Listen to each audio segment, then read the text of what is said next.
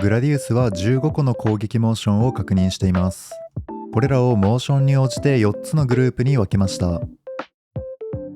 1つ目は体当たりなど体を使ってくる攻撃をまとめた物理攻撃グループ。2つ目は最初に鎖を使ってくる攻撃をまとめた鎖攻撃グループ。3つ目は遠距離から炎を使ってくる炎攻撃グループ。最後に3匹に分裂した時に同時に襲ってくるモーションについて説明します。1つ目はダッシュしてから噛みついてくるモーションです。走ってきて身をかがめたのを見たら回避します。この後には通常攻撃1回程度の後隙があります。3体に分裂した時も同様です。次はその場で構えてから噛みついてくるモーション。画面左上に顔を上げるのが特徴で、口を開けたのを見て回避します。この後も通常攻撃1回分の後隙があります。分裂時も同じようなモーションをしてきます。これと似ていますが、顔を右上に上げた時は少し回り込んでくる噛みつきをしてきます。先ほどと同様に口を開けたタイミングで回避します。ただ右からの場合はあまり距離を詰めてこないので、前か横に回避をするとその後の攻撃が安定します。次は左から噛みついた後に鎖を2回回してくる攻撃です。噛みつきの後に顔を上に上げたら鎖を警戒します。顔を回し始めたタイミングで回避、そしてもう一周合わせて回避します。この時前に回避して距離を詰めると攻撃チャンスになります。分裂した時も同様のモーションをしてきます。次は2連続の噛みつきです。その場で口を開けるのが予備動作です。あまり距離は詰めてこないので、後ろに回避すればその後通常攻撃のチャンスがあります。分裂した時も同様です。次は大きく上体を起こして3連続で噛みついてくる攻撃です。上体を起こすのが分かりやすい予備動作です。口を開けたのを見て回避します。2回目も同じようなタイミングを測ります。この後2連続の噛みつきがあるので、それを回避してからは結構な後隙があります。ここでは強攻撃のためを当てています。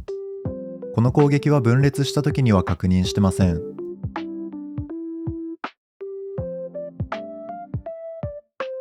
次は噛みついてから走り出すモーションです。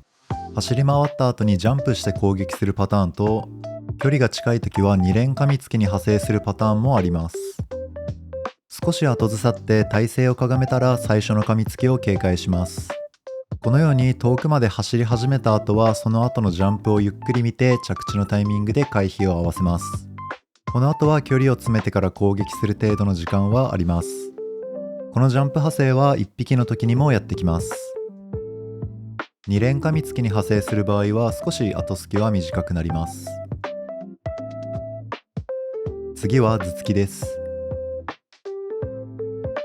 顔を右上に上げるのが分かりやすい予備動作です。この後の攻撃はかなり速いため、動き出しを見てすぐ回避くらいでいいと思います。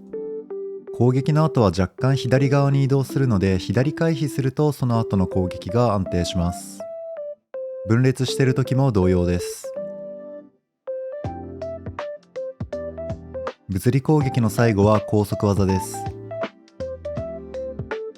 口が紫色になるのが分かりやすい予備動作です。3体目まで光ったのを確認してから回避します。この後はかなり長い後隙があります。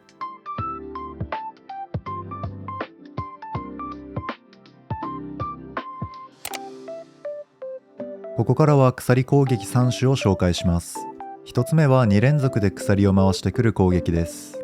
鎖を一度加えた後にもう一度鎖を上に上げるのが予備動作です。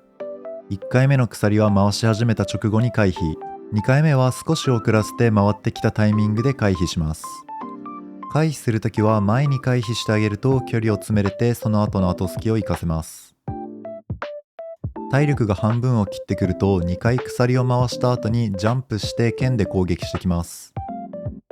この後隙はかなり長くなるので大きな攻撃チャンスになります。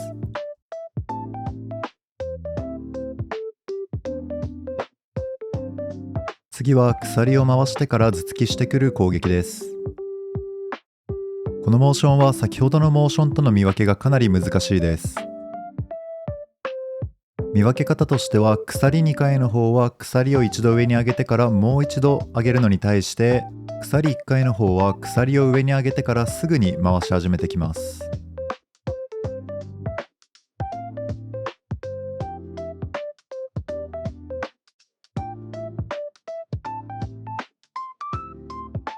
鎖が1回だと判断したらちょっと一周してくるのに時間がかかるので、少し遅らせてから回避をして、その後は頭突きと同様に回避をします。また鎖は右手前から出始めるので、右に歩いてると2周分当たってしまうので注意です。左歩きなら回避1回で済みます。次は鎖を高く上げてから振り下ろしてくるモーションです。これは鎖がかなり上空まで上がるのが分かりやすい予備動作です。鎖を上げた後は獣が足を下ろしたタイミングを見ると鎖のタイミングが測りやすいです。この後は長い後すきがあります。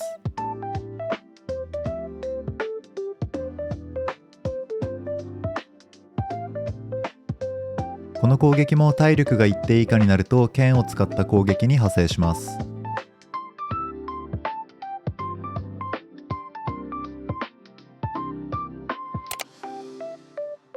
ここからは炎攻撃です。一つ目は火炎ブレス。口に火を含むのが分かりやすい予備動作です。足を下ろし始めたタイミングあたりで回避できます。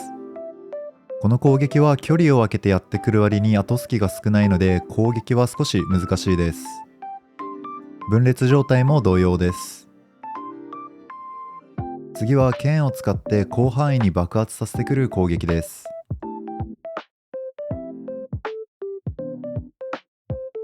口に炎を含んだ後にくるっと回って後退するのが分かりやすい予備動作です。これを見てから獣の左側に向かって走れば攻撃は当たりません。そしてこの後には大きな攻撃チャンスが生まれます。右側に向かって走ると最初の爆発に当たってしまうので注意です。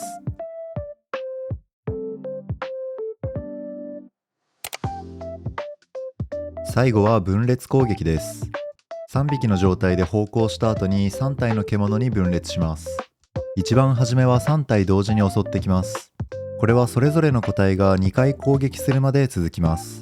その後はソロなら1体のみ、マルチなら分散して攻撃してきます。分裂した後もこのような方向の後は同時に攻撃をしてきます。この方向を見たら一旦攻撃の手を止めて逃げるのをお勧めします。